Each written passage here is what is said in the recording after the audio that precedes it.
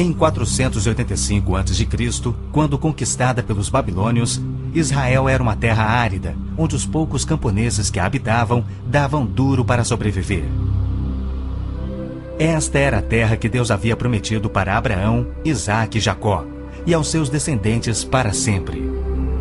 Toda a terra que você está vendo, darei a você, Abraão, e a sua descendência para sempre. A terra não poderá ser vendida definitivamente, porque ela é minha. O povo que orgulhosamente habitava a terra prometida foi dizimado, espalhado e levado à Babilônia, onde passou 70 anos, conforme predito por Jeremias. Toda esta terra se tornará uma ruína desolada, e vocês estarão sujeitos ao rei da Babilônia durante 70 anos. Muitos judeus haviam voltado a Jerusalém para reerguer o templo, mas o resto da cidade estava em ruínas, suas paredes derrubadas e portões queimados. Em meio à desolação, Deus inspirou o profeta Zacarias a proferir uma das profecias mais notáveis já registradas. Ela predizia o período bíblico conhecido como os últimos dias. Farei de Jerusalém uma taça que embriague todos os povos ao seu redor. Farei de Jerusalém uma pedra pesada para todas as nações. O cumprimento dessa profecia, após o admirável renascimento de Israel em 1948, é constatado pelo mundo todo. Exatamente como previsto na Bíblia, ao invés de Nova York, Berlim ou Moscou, a pequenina Jerusalém é o fardo maior dos países do mundo. O peso que ela tem é tal que o Conselho de Segurança das Nações Unidas dedicou quase 1/3 das suas deliberações a Israel, que representa apenas 1/1000 da população mundial.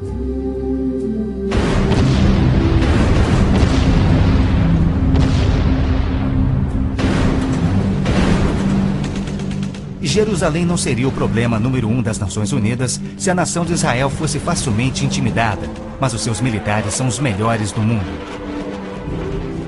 Naquele dia farei que os líderes de Judá sejam semelhantes a um braseiro.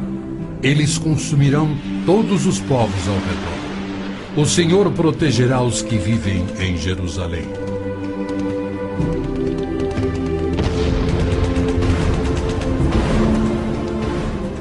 E exatamente como previsto, Israel tem devorado quem o ataca, vencendo todas as guerras, apesar de enormes desvantagens.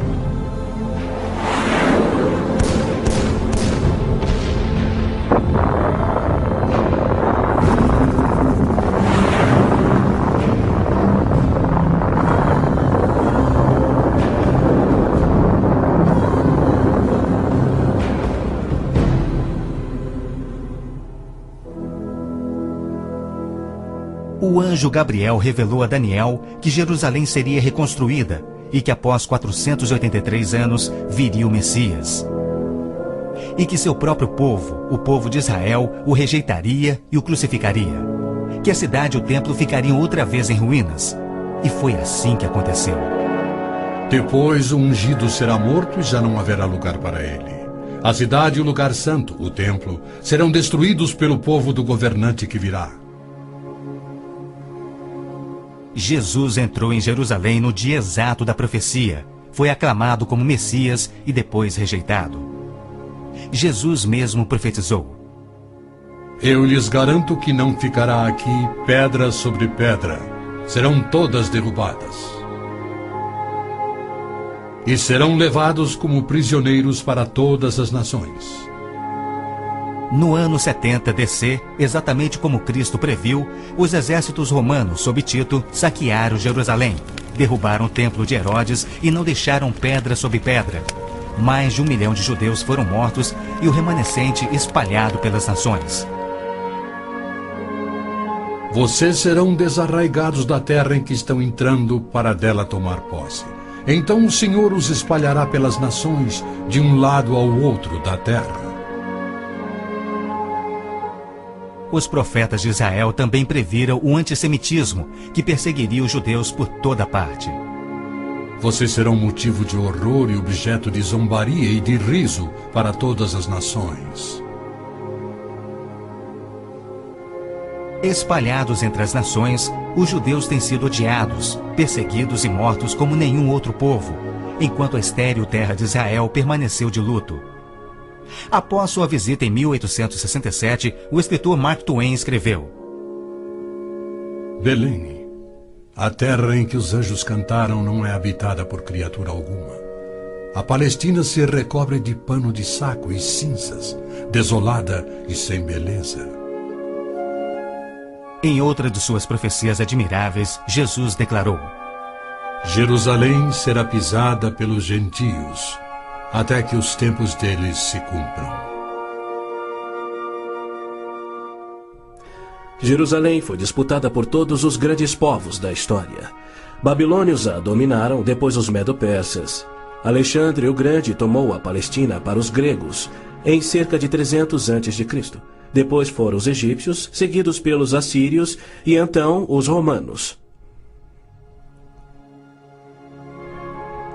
Invasores islâmicos se apoderaram dela, mas foram depostos nas cruzadas. Mais tarde, os mamelucos islâmicos do Egito a tomaram. Depois, os turcos otomanos reinaram por 4 séculos.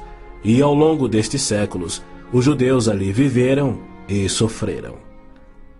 O pleno cumprimento das profecias bíblicas sobre Israel, Jerusalém e os judeus é a prova incontestável da existência de Deus e da veracidade bíblica. Muitos pensam que as cruzadas católicas libertaram a Terra Santa para os judeus, quando, na verdade, massacraram os judeus e tomaram a terra para a Igreja Católica.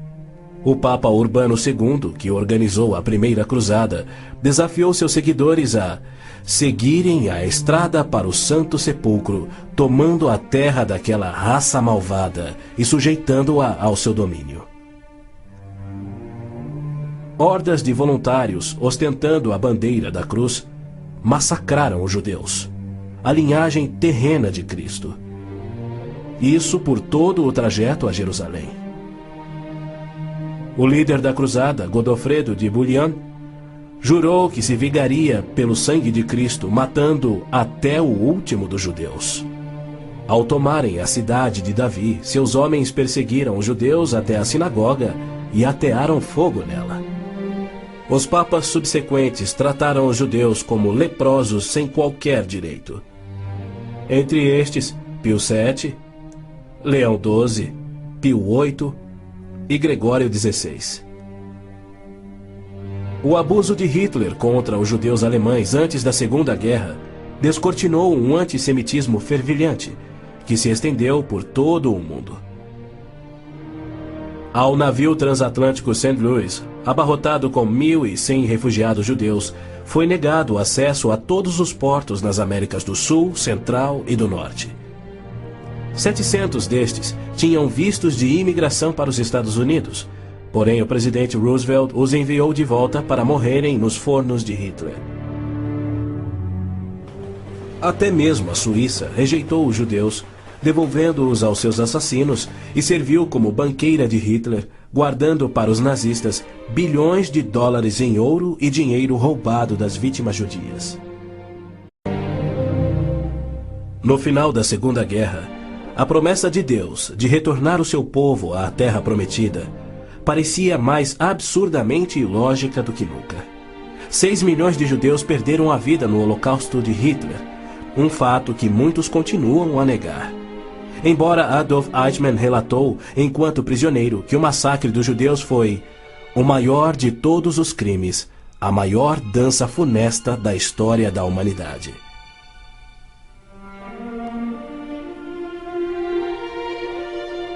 E o mais incrível é que, após a guerra, centenas dos esqueléticos sobreviventes, libertados dos campos de extermínio, foram mortos em toda a Europa. Porém, Deus não esquecera das suas promessas. De 1945 a 1948, apesar de um cruel bloqueio naval inglês, 10 navios antigos contrabandearam 70.000 sobreviventes do Holocausto para dentro da Terra Prometida. Nas palavras de um dos sobreviventes, os velhos navios e a frota britânica eram ameaças menores que a vida na Europa. Pela primeira vez em anos tínhamos um propósito: a criação de um Estado judeu. Milhões de judeus têm voltado a Israel oriundos de mais de 100 países. A existência de Israel hoje, na Terra Prometida, é incontestavelmente uma obra de Deus. Vejam, eu os trarei da terra do norte e os reunirei dos confins da terra. Aquele que dispersou Israel o reunirá. Em novembro de 1947, as Nações Unidas adotaram a sua Resolução 181. Ela dividia a Palestina, dando 18% aos judeus e 82% aos árabes. E tornou Jerusalém uma cidade internacional que, conforme o Vaticano também insistiu, nunca poderia ter domínio judeu. O mundo árabe rejeitou esta resolução e exigiu toda a Palestina. Até hoje, nenhum mapa árabe admite a existência de Israel.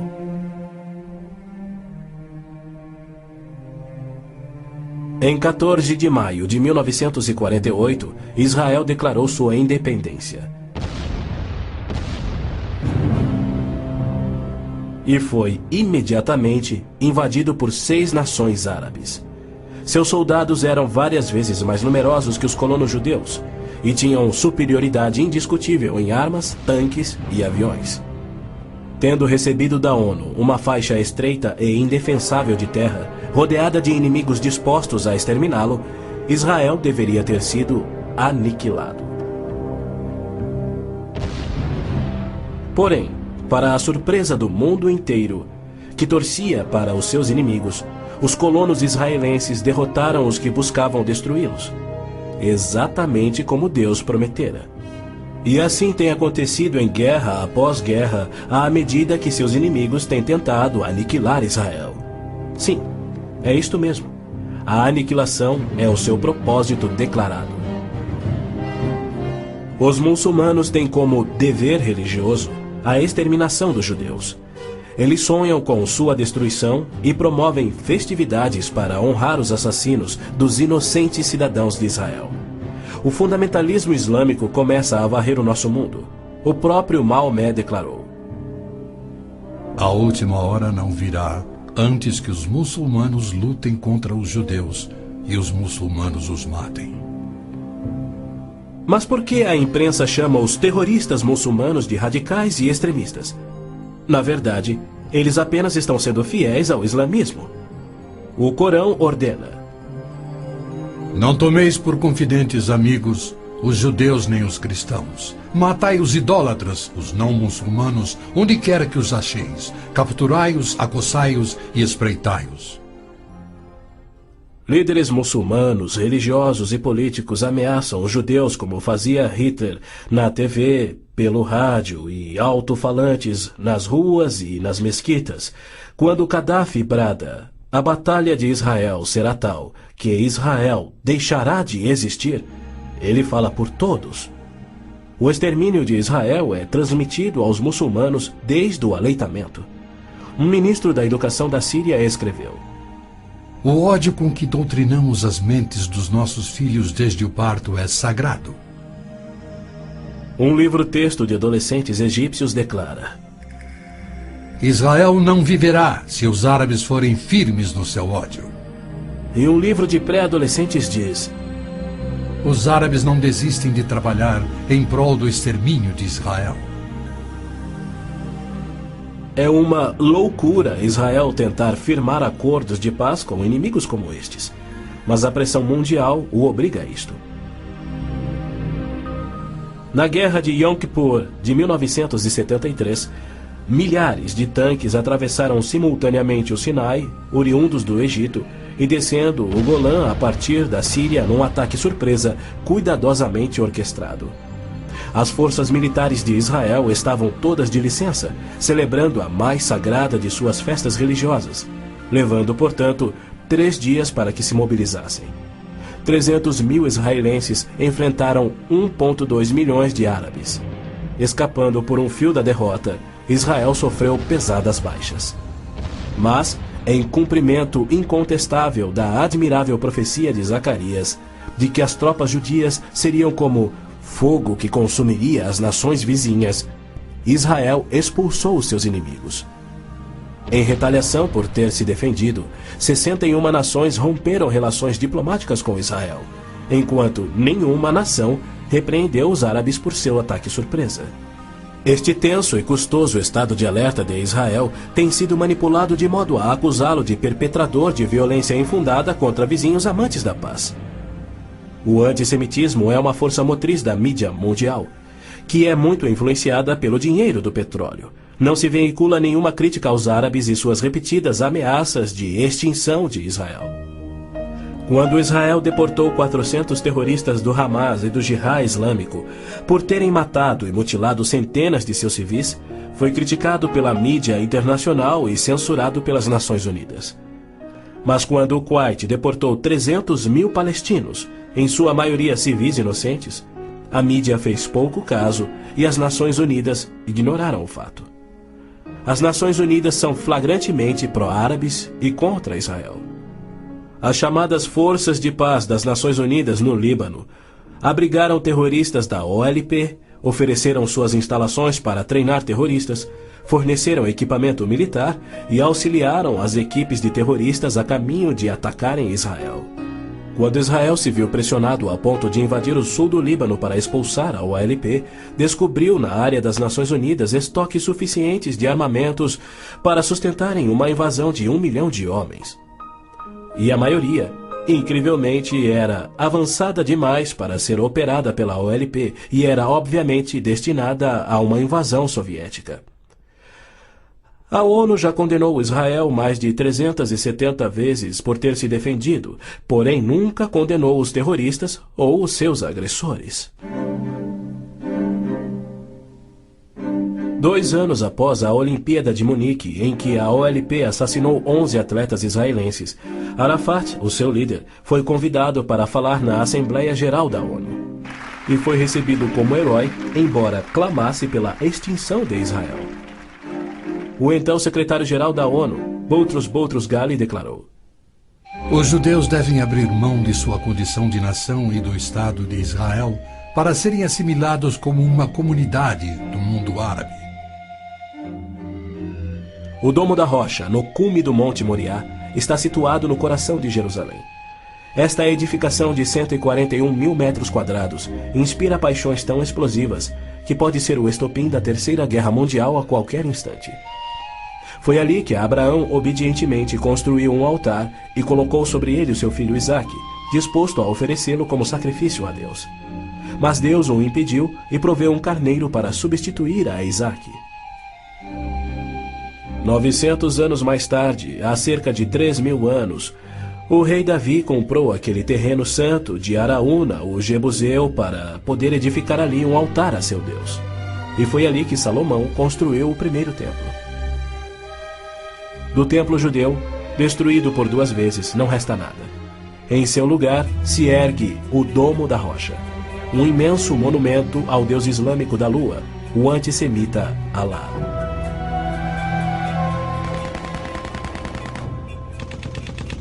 Em 1967,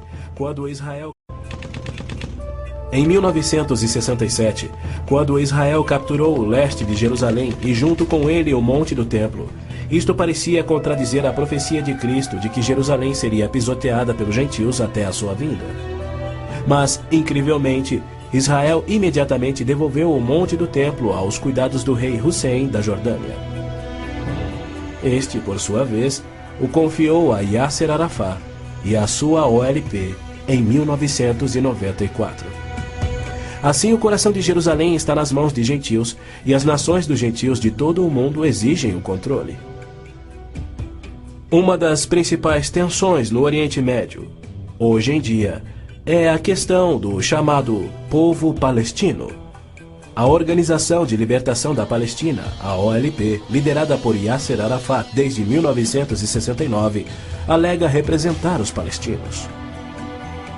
A OLP declara: Nosso conflito com o inimigo sionista não surge em função da demarcação de suas fronteiras, mas sim da própria existência de Israel. A OLP, como todos devem saber, é uma organização islâmica de terrorismo. Ela treinou as gangues de assassinos de Idi Amin, que mataram 300 mil cristãos negros em Uganda. Na verdade, a maioria das organizações terroristas em todo o mundo foram treinadas pela OLP. Arafat cometeu seu primeiro assassinato aos 20 anos. Sob sua liderança, a OLP se tornou a maior, a mais rica, a mais violenta e a mais sangrenta das organizações terroristas já conhecidas. Em 1970, a OLP tinha 55 bases na Jordânia, e seu terrorismo contínuo contra os civis jordanianos era tão maligno que o rei Hussein a atacou com suas tropas de beduínos, e após semanas de sangrentas batalhas, expulsou a OLP para o Líbano. Ali, a OLP aniquilou as cidades cristãs de Damour, Beit Malá, Tal Abbas e outras. A mídia fez vistas grossas ao seu reinado de terror no Líbano. A imprensa internacional foi ameaçada e se manteve em silêncio. Os que ousaram divulgar a verdade tiveram mortes brutais. Larry Buckman e Sean Tulan, da TV ABC, Mark Trion, da rádio belga Livre, Robert Pfeffer, da revista Der Spiegel, e outros. Cerca de 300 mil civis libaneses foram mortos e mais de 100 mil das jovens sobreviventes foram engravidadas por estupros da OLP antes que Israel a expulsasse. Porém, novamente, Israel foi censurado. Ladies and gentlemen, Mr. Arafat, Chairman of the Executive Council of the Palestine Liberation Organization, His Excellency Yitzhak Rabin, Prime Minister of Israel, the President of the United States. Quaisquer tratados de paz com a OLP têm como propósito único enganar Israel.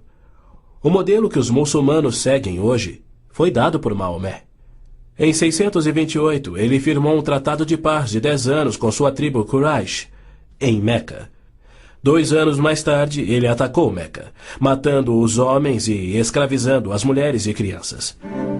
Arafat declarou publicamente: Em nome de Alá, eu não considero o acordo de paz entre a OLP e Israel mais do que o acordo assinado entre nosso profeta Maomé e a tribo Quraysh.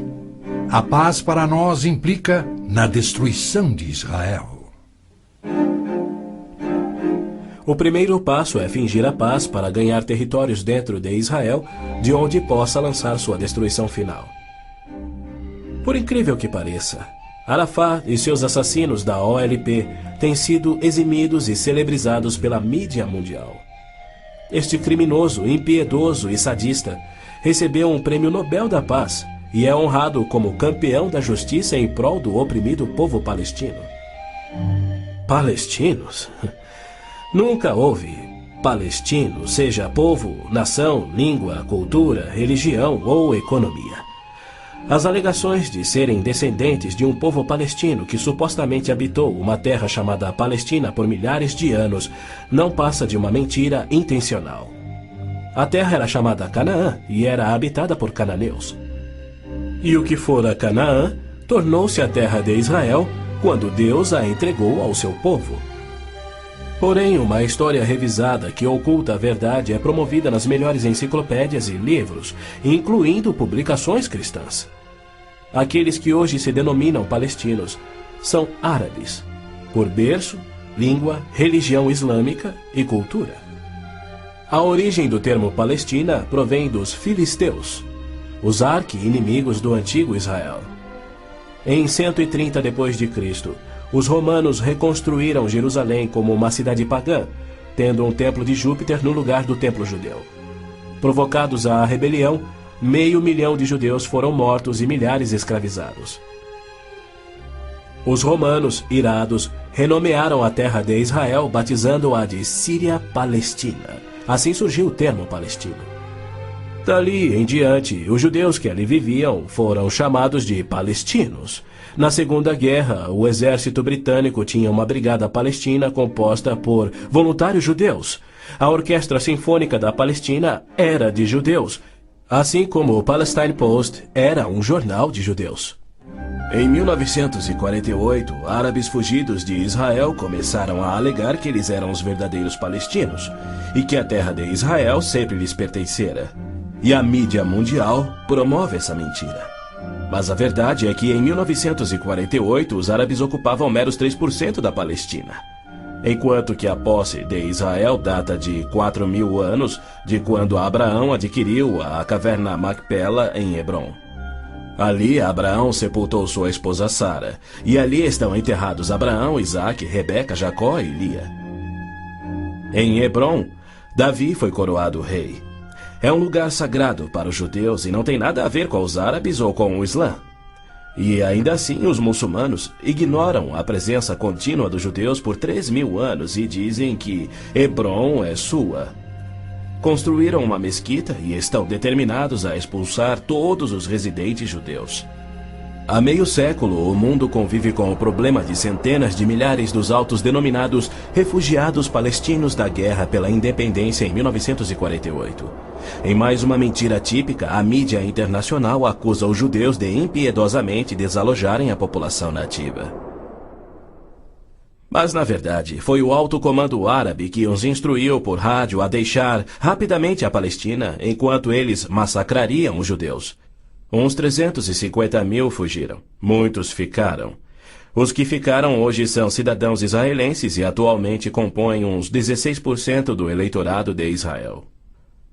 A Jordânia anexou o território palestino designado pela ONU, expeliu todos os judeus, destruiu as sinagogas judaicas e renomeou de margem ocidental as terras conhecidas por Judéia e Samaria desde os tempos bíblicos. Apesar dos milhões de dólares em jazidas de petróleo e uma área terrestre 700 vezes maior do que a de Israel, as nações árabes se recusam a aceitar quaisquer refugiados de 48 e a dar-lhes vida normal.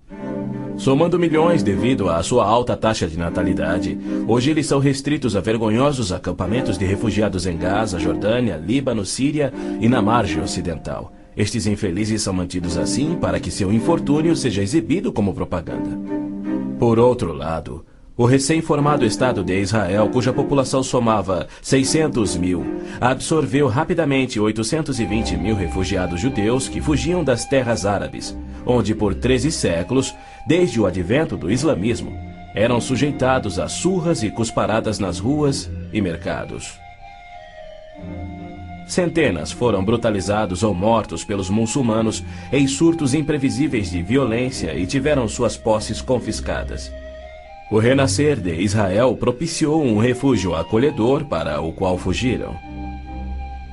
Israel já assimilou milhões de imigrantes.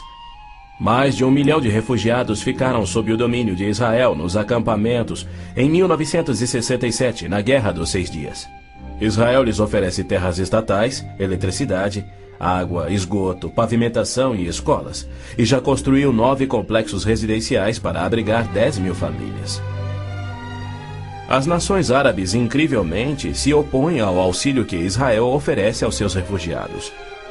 Ainda mais incrível é que as Nações Unidas adotam anualmente as seguintes surpreendentes resoluções.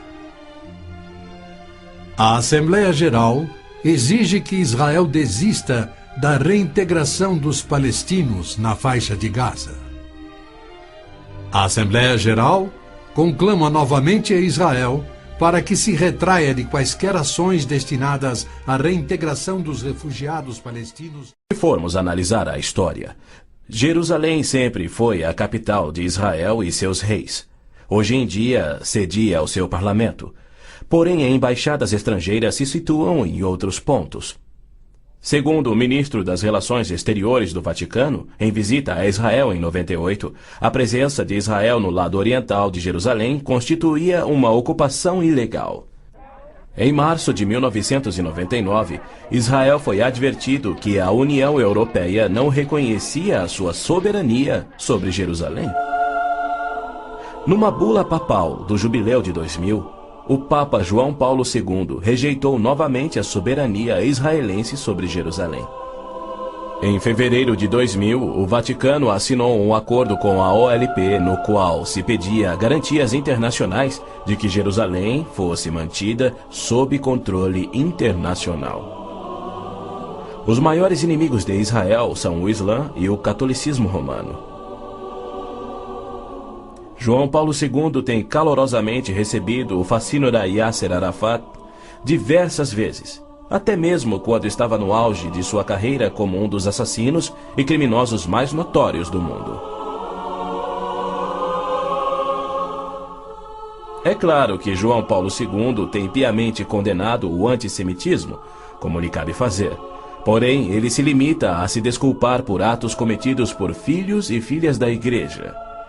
E ele nunca, jamais, admitiu que os judeus e evangélicos martirizados na Inquisição o foram por política oficial da Igreja e seus papas. Roma insiste até em nossos dias que os católicos e não os judeus são o povo escolhido por Deus. Por exemplo, em 1928, um decreto do Vaticano se referia aos judeus como povo anteriormente escolhido por Deus. Em 1965, o Segundo Concílio do Vaticano declarou: a Igreja constitui o novo povo de Deus. A Roma Católica se denomina a Cidade Santa, a Cidade de Deus, a Cidade Eterna, títulos que Deus deu a Jerusalém. O interessante é que, ao invés de repreender Arafat por sua paixão por aniquilar Israel e suas crenças islâmicas anticristãs, o Papa aceitou seu convite para estar com ele em Jerusalém, celebrando a quem chamou de o nosso Jesus Cristo, entre aspas. Nosso Jesus Cristo? Segundo Arafat, Jesus foi um palestino que lutava contra Israel por sua liberdade, e o Papa apenas sorriu e o abençoou.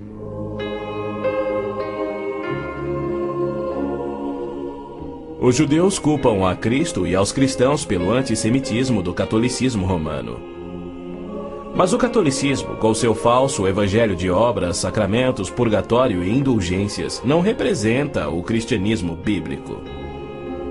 Nenhum cristão verdadeiro poderia ser antissemita. Jesus foi um judeu. Inclusive, a Igreja Católica matou muito mais evangélicos do que judeus. O Papa Inocêncio III massacrou por completo a cidade de Béziers, na França. Morreram cerca de 60 mil cristãos albigenses. E segundo o Papa, foi o auge do seu papado.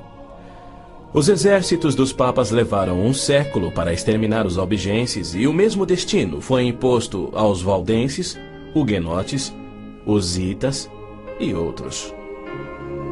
No massacre de São Bartolomeu foram chacinados 70 mil huguenotes, mais 200 mil foram mortos depois e 500 mil fugiram da França para salvar a vida. E como estes, há muitos outros exemplos. Hitler não assassinaria os 6 milhões de judeus se os séculos do antissemitismo romano não tivessem preparado o caminho.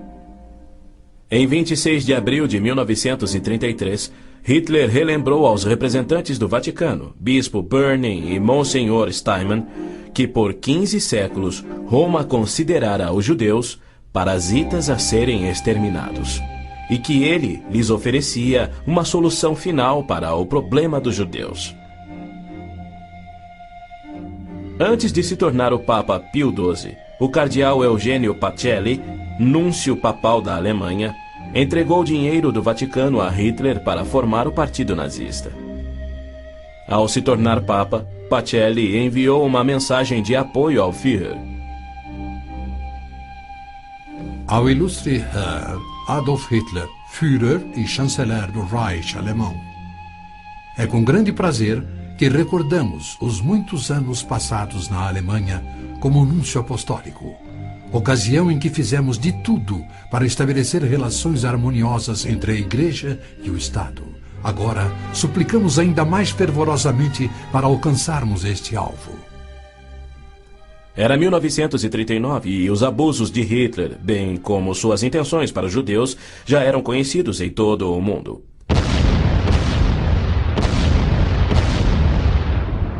Foi em janeiro daquele ano que Hitler declarou que a guerra resultaria na, abre aspas, exterminação da raça judaica, fecha aspas.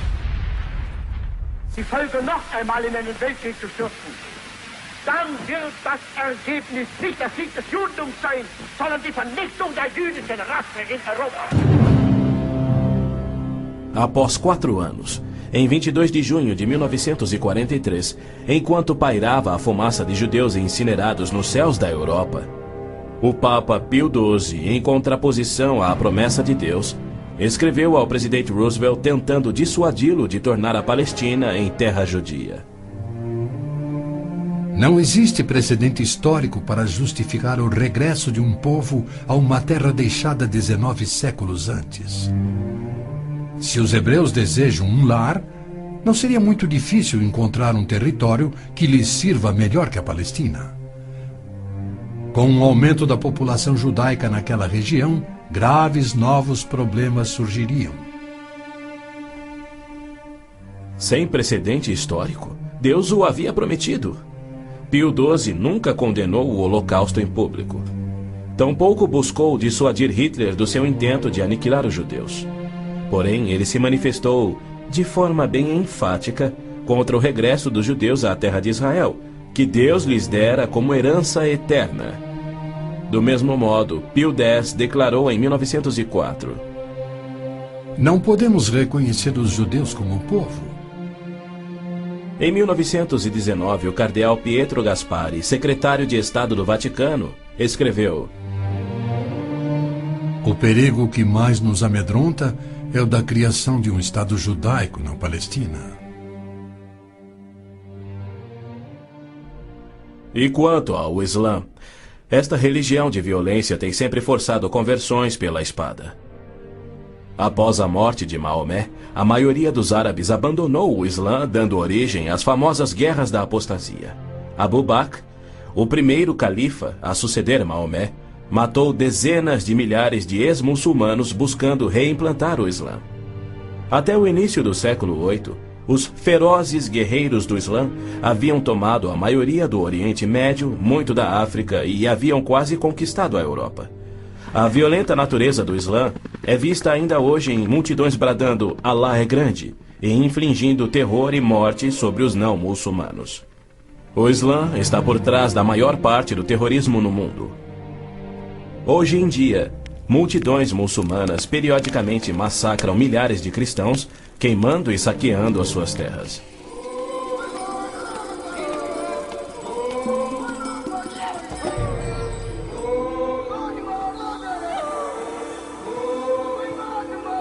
No sul do Sudão, milhões de cristãos negros estão sendo privados de alimento, escravizados e até mortos pelo governo islâmico do norte. É verdade que os judeus foram mortos durante as cruzadas, mas isso foi contra o ensinamento de Cristo e seu divino exemplo. Já os terroristas muçulmanos matam como forma de obediência a Alá, em obediência ao Corão e ao ensino e exemplo de Maomé. Qualquer estudioso muçulmano concordará ser o dever sagrado de todo muçulmano em todas as eras praticar guerra santa o quanto for possível para forçar o mundo inteiro à submissão ao Islã. O Corão mantém mais de 100 versículos sobre lutar e matar neste propósito. Porém, a mídia internacional insiste em descrever o Islã como religião pacífica. Tony Blair, o premier britânico, classificou o Islã dizendo ser sinônimo da paz, tolerância, além de uma força para o bem. Muitos políticos de destaque no Ocidente têm elogiado o Islã e seus caminhos pacíficos, e líderes religiosos também.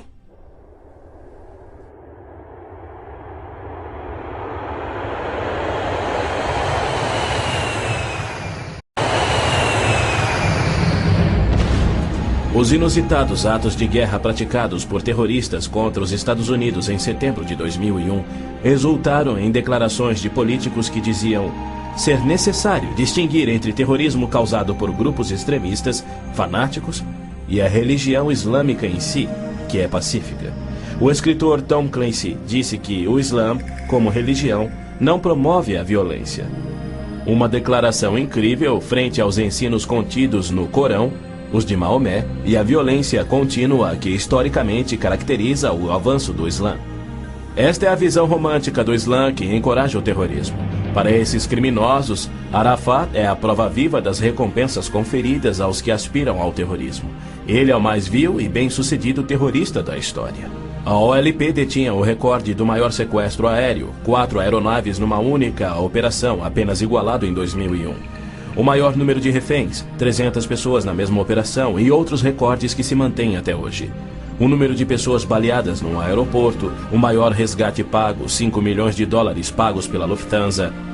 A maior diversidade de alvos, 40 aeronaves de passageiros civis, 5 navios de passageiros, 30 embaixadas ou missões diplomáticas, além de incontáveis fábricas, depósitos de combustível, etc, etc, etc. Ao invés de ser julgado como réu em corte internacional, assim como os nazistas e líderes sérvios, os sangrentos atos de Arafat atraíram a ONU, a União Europeia e incontáveis líderes políticos e religiosos para o seu lado contra Israel e lhe outorgaram o Prêmio Nobel da Paz. O que confere a pilotos habilidosos a coragem e o ímpeto de se apoderarem de jatos comerciais e arremetê-los contra edifícios civis ou militares. Ou outros que se suicidam explodindo ônibus em Tel Aviv. Somente uma coisa: a garantia islâmica do paraíso para os que morrem na jihad. Aos mártires, o Islã promete um palácio de marfim contendo 70 mansões, cada mansão contendo 70 casas e em cada casa uma cama com 70 lençóis. E em cada lençol uma linda virgem que recupera sua virgindade a cada vez que o mártir a possui. Lhe é prometido que o seu apetite para o sexo e alimento será igual ao de 100 homens. Os meninos muçulmanos ouvem essa promessa desde a infância. Ela lhes confere a coragem inconsequente que os faz treinar e executar ações terroristas suicidas para infligir morte e destruição sobre os chamados inimigos de Alá. Quando este mundo reconhecerá que o Islã é que é o culpado? E quando os muçulmanos que desprezam o terrorismo perceberão estarem seguindo uma religião terrorista, conforme a história comprova? Os muçulmanos têm continuamente se torturado, se combatido e se matado. Nos 8 anos de guerra entre o Irã e o Iraque, foram usados milhares de toneladas de gás venenoso e as mortes somaram mais do que as da Primeira Guerra Mundial. Nos territórios da OLP tomados de Israel, não há liberdade de consciência, de expressão, de religião ou de imprensa e nem voto democrático. E isto caracteriza todos os países islâmicos. Na Arábia Saudita, no berço do islamismo, não se admitem judeus. Cidadania é privilégio muçulmano. É vedada a construção de templos que não sejam islâmicos e, segundo a lei universal do islamismo, a pena de morte é oficial e é destinada ao muçulmano que se converte a qualquer outra religião. Não se pode carregar uma Bíblia nas ruas da Arábia Saudita ou realizar estudo bíblico em seu próprio lar. Mas o Islã é a religião que mais cresce no Ocidente. Na Inglaterra, congrega-se mais em mesquitas do que em templos cristãos. Da mesma forma, muitas mesquitas nos Estados Unidos têm contato com bases secretas de treinamento terrorista para que a Jihad faça da América um país islâmico. O Islã rejeita o Deus da Bíblia e nega a divindade de Cristo ou que ele morreu por nossos pecados, alegando que um discípulo sósia tomou o lugar de Cristo na cruz e que Cristo foi levado vivo ao céu e que deverá voltar a esta terra para morrer um dia. O cristianismo deve ser subjugado pela força. O Corão diz: matai os idólatras, os não muçulmanos. Onde quer que os acheis, espreitai-os. Combatei aqueles que não creem em Alá. Observem bem, assim é o Islã. Porém, segundo Robert Schuller, se ele voltasse daqui a 100 anos e descobrisse que seus descendentes eram muçulmanos, ele não se importaria. Ele pregou sua mensagem de Natal em 99 na grande mesquita de Damasco, segurando a mão do grão-mufti islâmico. Mais tarde, quando entrevistado por Larry King, Schuller disse animadamente ter sentido a afinidade espiritual além de uma concordância de fé e filosofia, e se referia a esse líder muçulmano anticristão. A Bíblia diz que Deus deu a terra prometida ao seu povo escolhido, os judeus. Já o Islã diz que Alá deu estas terras aos árabes. Assim se desdobra um tremendo conflito entre o Deus de Abraão, Isaque e Jacó, que ama os judeus, e o Deus de Maomé, que odeia os judeus e pede a sua destruição. O conflito real não é entre judeus e árabes. mas entre o Deus da Bíblia, cujo nome é Javé, e o Deus do Corão, chamado Alá. 12 vezes no texto bíblico Deus refere-se a si mesmo como o Deus de Abraão, o Deus de Isaque e o Deus de Jacó. Então, Javé declarou a Moisés: diga aos israelitas, o Senhor, o Deus dos seus antepassados, o Deus de Abraão, o Deus de Isaque, o Deus de Jacó enviou-me a vocês. Esse é o meu nome para sempre, nome pelo qual serei lembrado de geração em geração. É Satanás que tem inspirado 3.000 anos de antissemitismo. Se os judeus fossem destruídos, o Messias não poderia nascer. Mesmo após a vinda de Cristo, se Satanás destruísse os judeus, Javé seria um mentiroso, incapaz de cumprir sua promessa de restaurar a terra a Israel, para que dali Cristo reinasse no trono de Davi na sua segunda vinda. A integridade de Deus tem a ver com a sobrevivência de Israel. Embora não conste uma única vez no Corão, há mais de 800 menções de Jerusalém na Bíblia. Dela é dito repetidas vezes ser o local em que Javé, o Deus da Bíblia, estabeleceu o seu nome para sempre. Yasser Arafat alega que Jerusalém tem sido uma cidade árabe há milhares de anos, quando na realidade ela nunca o foi. Em julho de 1889, constou no jornal Pittsburgh Dispatch que, dos 40.000 habitantes de Jerusalém, 30.000 eram judeus e a maioria do restante era cristã. Quando Israel declarou sua independência em 1948, havia 100.000 judeus vivendo na Jerusalém antiga.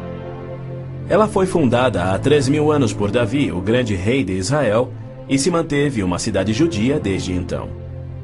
Não é à toa que mais de 40 vezes a Bíblia se refere a Jerusalém como sendo a cidade de Davi. Ali Deus estabeleceu o trono de Davi para sempre. E naquele trono, o Messias, descendente de Davi, deverá reinar sobre Israel e o mundo. O Senhor Deus lhe dará ao Messias o trono de seu pai Davi, e ele reinará para sempre sobre o povo de Jacó. Jerusalém é um cálice de tontear porque líderes mundiais rejeitam o Deus bíblico e seu plano de paz para Jerusalém e o mundo. A insistência do Vaticano e da ONU de que Jerusalém deve ser uma cidade internacional e dos muçulmanos que dizem que ela lhes pertence constituem desafios ao Deus de Abraão, Isaque e Jacó, assim como a paixão muçulmana pela destruição de Israel. As nações muçulmanas estão se armando com mísseis capazes de portar ogivas químicas e biológicas, além de nucleares. Certamente não são armas de defesa. Todo mundo sabe que tem um propósito único: chover morte e destruição sobre Israel. A Síria já fabricou milhares de ogivas químicas, tem vastos estoques de armas biológicas e triplicou seu poderio militar e aéreo desde a Guerra de Yom Kippur em 1973. Israel também tem armas nucleares, atualmente posicionadas em modernos submarinos, e certamente não seria vencido sem utilizá-los. Era a isto que Cristo se referia quando, numa surpreendente profecia que antevia os armamentos modernos, ele alertou sobre uma destruição tão incrível que, se ele não intervisse para interrompê-la, não restaria vida na Terra? E se aqueles dias não fossem abreviados, ninguém sobreviveria. Ninguém sobreviveria. O Armagedon é tema frequente nas profecias bíblicas. A Bíblia descreve com clareza os eventos que anteciparão o Armagedon. Milhões de judeus já voltaram a Israel depois de serem espalhados entre as nações. Eles reconstruíram Israel a partir do nada e sentem-se seguros com uma falsa paz. Com a progressão do processo dessa falsa paz, os árabes matam e queimam as casas dos árabes que suspeitam estar cooperando com Israel.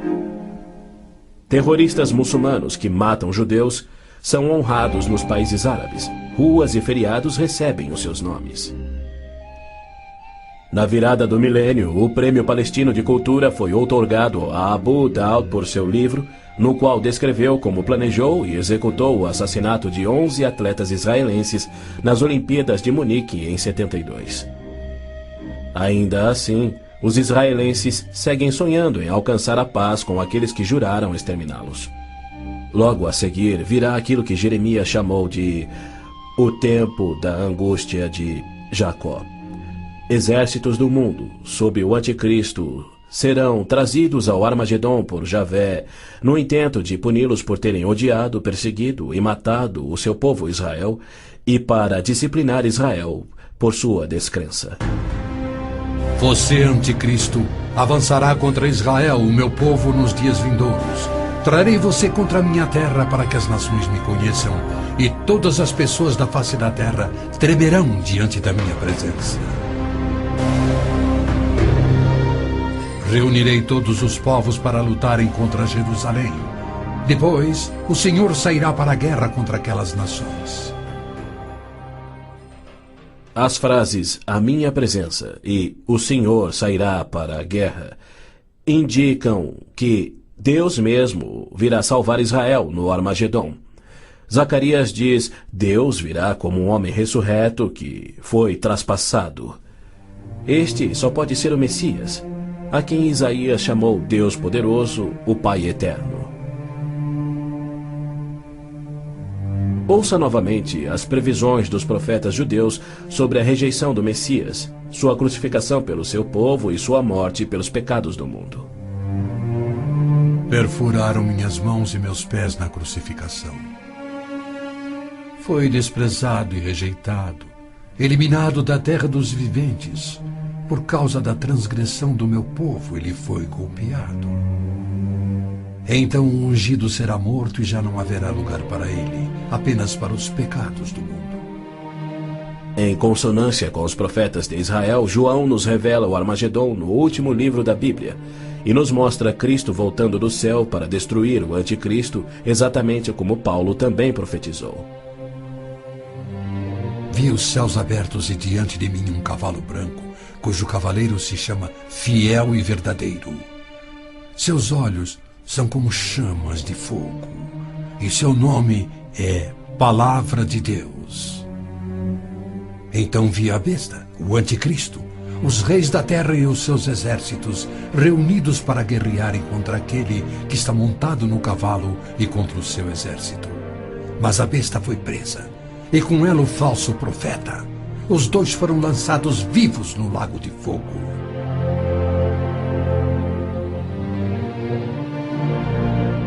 Antes do Armagedon, o anticristo irá confirmar um pacto de 7 anos, garantindo uma falsa paz entre árabes e judeus.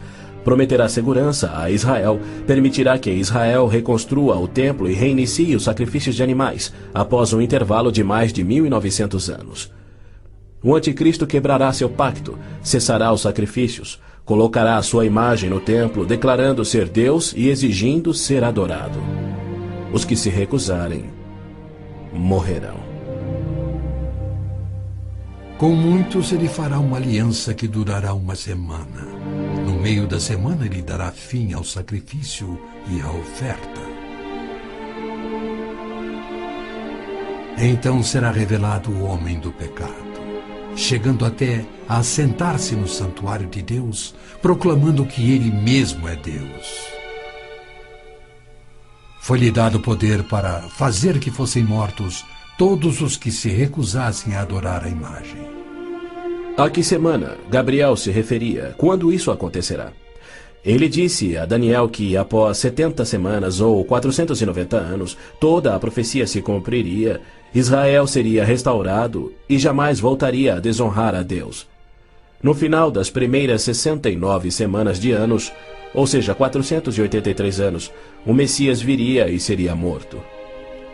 O tempo seria contado a partir da data em que o rei da Babilônia concedeu a autorização para a reconstrução de Jerusalém. A partir da promulgação do decreto que manda restaurar e reconstruir Jerusalém, até que o ungido, o líder, venha, haverá 7 semanas e 62 semanas. Neemias diz ter recebido autorização para a reconstrução de Jerusalém no mês de Nissan do 20º ano do rei Artaxerxes, ou seja, em 445 a.C. No domingo, 6 de abril de 32 DC, dia em que se completavam exatos 483 anos, hoje o chamado Domingo de Ramos, Jesus entrou em Jerusalém.